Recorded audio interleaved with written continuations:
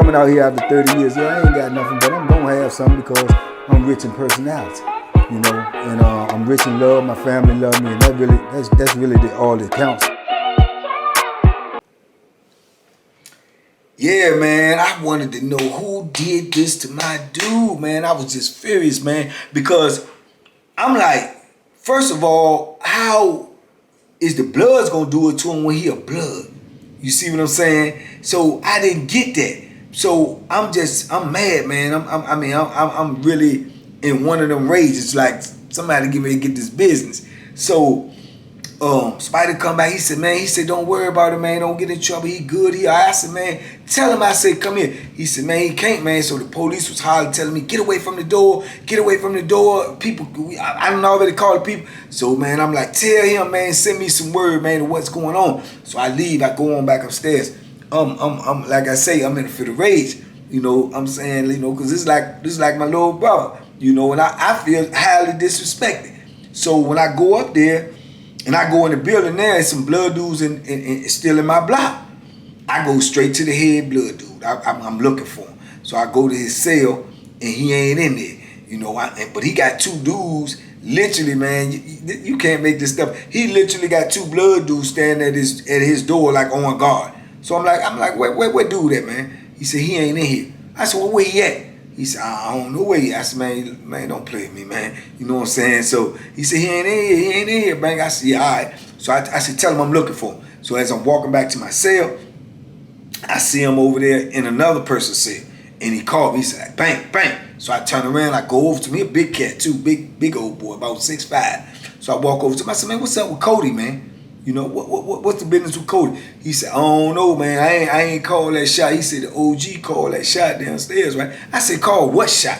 He said, I don't know, man. I think he was supposed to, you know, get it in and have one-on-one with somebody for some violations or whatever. But two, though, I think they saying, you know, he don't qualify. Some dudes was mad that he was a Blood. He don't qualify to be a Blood because he a white dude, so he can't be a Blood. I said, ain't nobody tell him that when he was in my cell.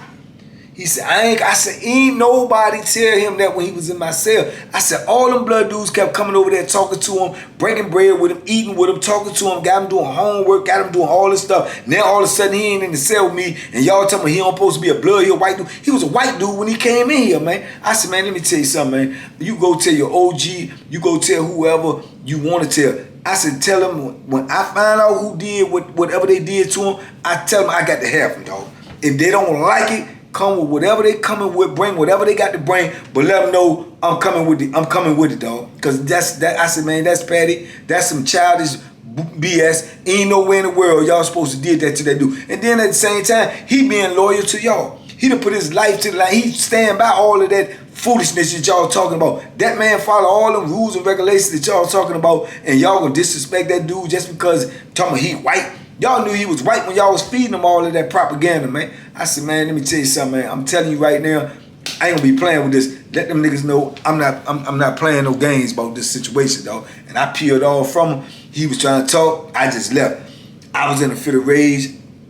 That's all I could think about was, like, I felt like they got out on me. I felt like they played me. You know, I felt like they was like, yeah, we ain't gonna mess with him while he in the cell with Bank.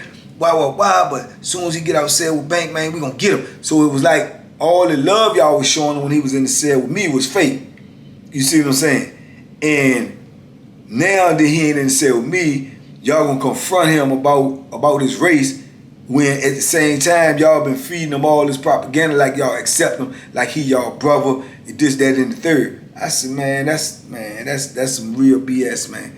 And then I felt like, so y'all was trying to play me too. Y'all was trying to play like, okay, he cool, man, we rock with him or whatever. But now since he ain't in cell with me, y'all think I'm gonna be like, oh, well, he ain't in cell with me, but nah, man, I'm loyal. I like the little dude like a little brother. Y'all not gonna do that to him and then just get away with it. Then you ain't do nothing fair. I heard he supposed to be rubbing one dude, then how he get stabbed? Well, where the knife come into play? Why you got 2 or 3 dudes down there to jump on one little dude? You know what I'm saying? So, man, it just, it rubbed me the wrong way, man. It rubbed me the wrong way. They had me on one of them, you know, attitudes, man, that most people don't want to see me in. So I went in the cell, man. I was mad, man. I was mad the whole time doing count. I'm thinking about ways to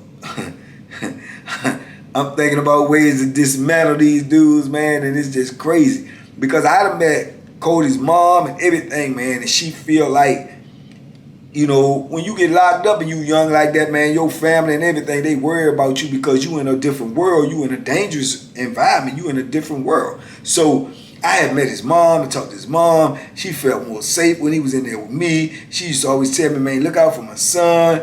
You know, so I had all of that to deal with. You know, they said, word, man, they locked Cody up, man. They had to take him to the hospital. So I'm like, oh, man. So it was just crazy. It was a crazy situation. He sent word to the dude for me to call his mom. So I had to call his mom and try to tell his mom what was going on for she could call up here and check on him. Then she was like hysterical, going crazy. Well, what's wrong with him, Banky? Is he okay? And I couldn't even give her no information because I didn't know how badly he was hurt. I didn't know any of the situation. So it was just like, man, it just made me even more, you know, irritated about the situation. So, man, I was just on the warpath, man, at the time. And then I get out. When we come out, I go down there. When they call wreck, I go to the block. I'm trying to call the dude that they call the OG, the head dude. I'm trying to get him out there. He's the head dude of the Bloods. He older than me. At the time, he older than what I am. So I'm like, you know, he's still playing, gang games. So I'm telling him I want to holler at him, you know. So he don't want to come out. He don't want to come out the building. So I send my little homeboy in there and tell him, I said, man, tell him Banky want to holler at him, man. Out here, come holler at me. He said he didn't want to come out there. He didn't want to talk to me, right? Because he knew what, he had got the word already. He knew I won't do no whole lot of talking. You know what I'm saying? Because that couldn't be explained to me. It won't nothing they was going to tell me that was going to make me understand why they made that play.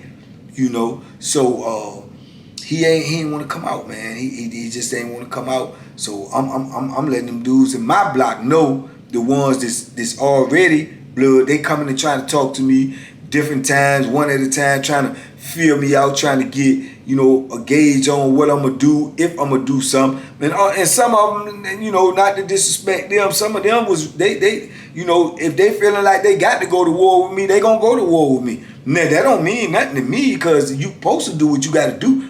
You ain't going to win, that's for sure. But I'm not offended that you going to protect yourself because that's what you supposed to do. Because I'm letting them know when they come up talk to me, I ain't really got no rap, bro. I done already told y'all what it is with me. I'm just waiting on the word for him. If he send word back to me and tell me you did it, then I'm coming to see you. So, you know, if you did it and you already know and I don't know, you might well, you know, make your move right now because I'm coming to see you. You know, that's how I was letting them know what I was going to do straight up because I meant what I said. So they was like, oh, I ain't had nothing to do with it. I was, you know, but you supposed to still ride with your peoples. You know, if I'm going to see them, I know if I go see them, y'all going to help them. So I'm just letting you know what the play is off the top because that's how this, and I had dudes that rock with me, you know what I'm saying, that's going to do whatever I do, you know, but they know I'm not playing. You know, when it comes to a situation like that, when you make a stand, you got to stand by what you say you're going to stand by.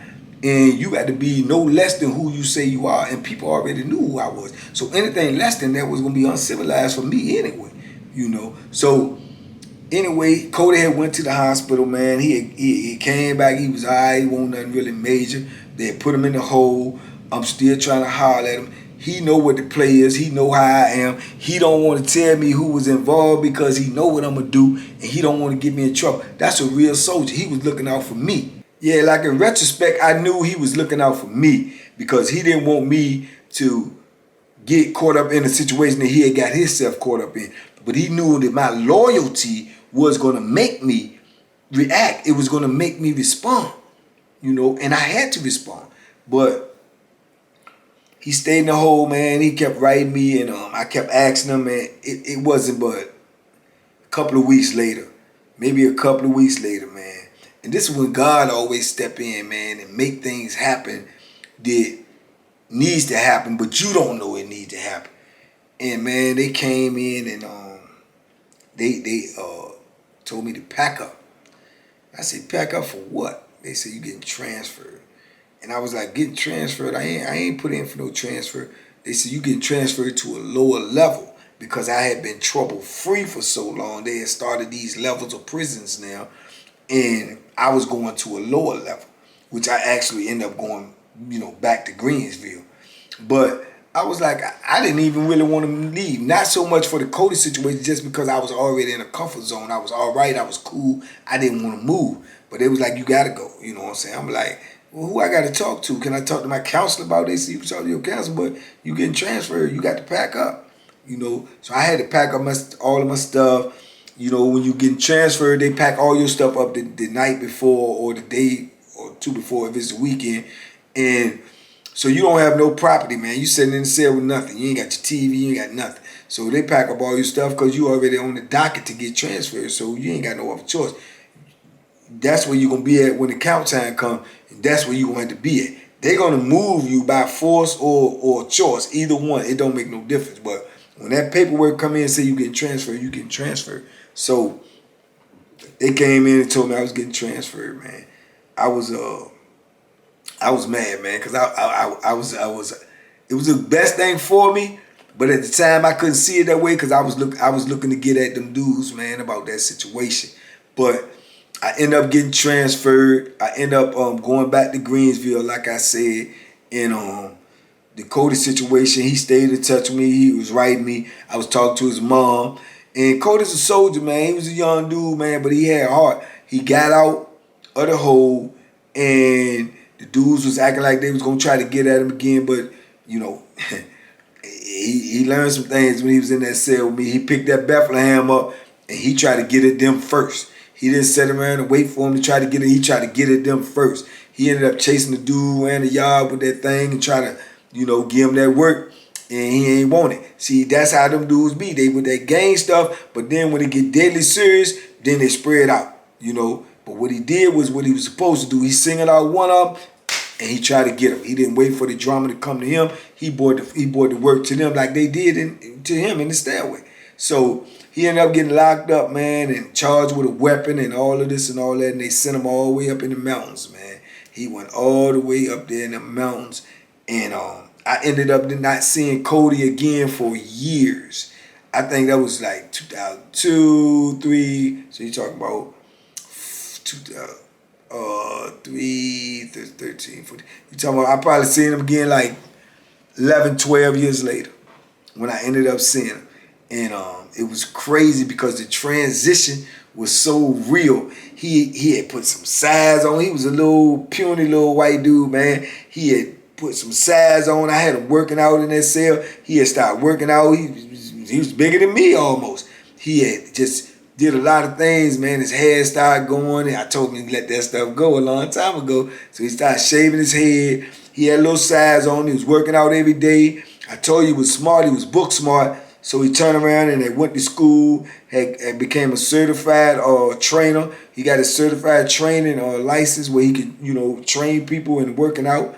And he was taking some college courses. Man, I was proud of him. I was real proud of him. He had, denounced the gangs and everything. So it was just crazy, man, for me to run into him, and it became full circle because now he had became a man in prison. He came in penitentiary as a young kid. He became a man in prison. He wasn't a follower anymore. He didn't walk to nobody else's beat. He walked to his own beat. He made his own rules. He did what he wanted to do. I was super proud of him, man, as a little brother, man. And he talked to me, man, and he told me, man, that everything that I taught him always stayed in his head and always kept him focused. And that was just cool, man, to hear. And it made me feel good, man. I let him know how sorry I was about the situation. I couldn't handle that situation. But he was like, it all worked out for the best because he didn't want me to get in no situation myself. He didn't want me to do anything foolish. So it was just, it was a good reunion, man. And he's still like my little brother to this day. He locked up, man.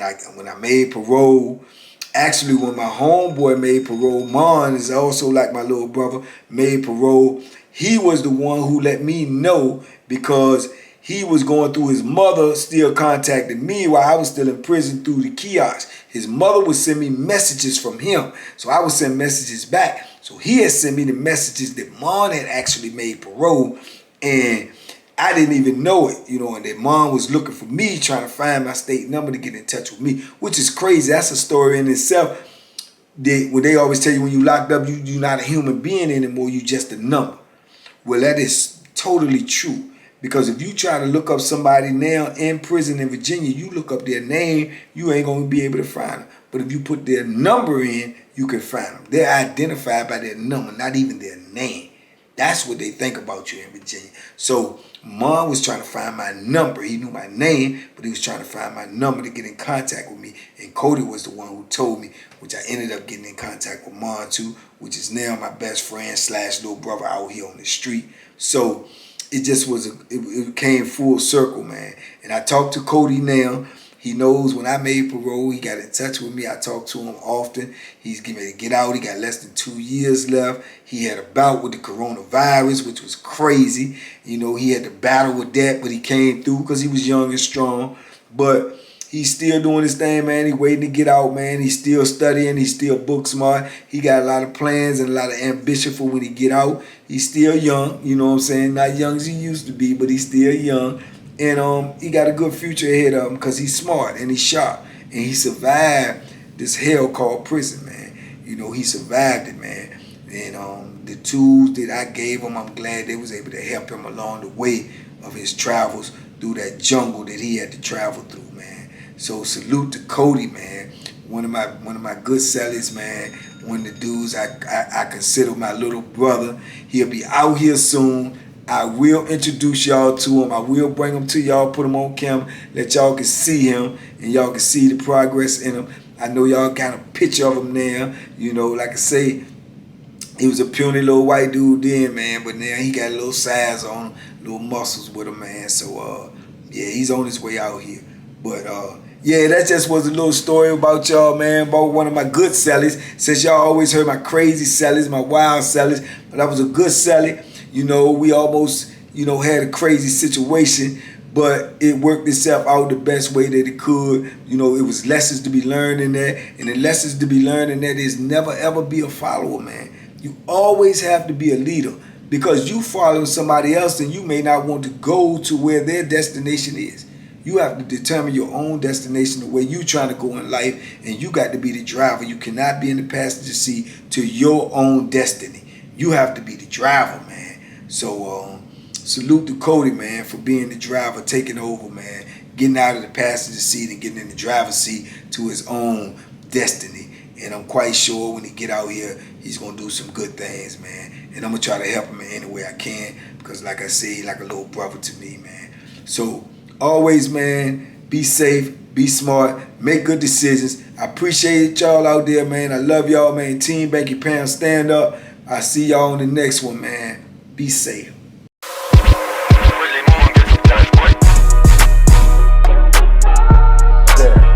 The bacon special. Yeah. Pure deliciousness. Pure deliciousness, man. My name is Banky, man. Everybody calls me Banky. That's the name that I got from my grandmother when I was young. I'm coming out here after 30 years. Yeah, I ain't got nothing, but I'm gonna have something because I'm rich in personality. You know, and I'm rich in love. My family love me, and that's really all that counts.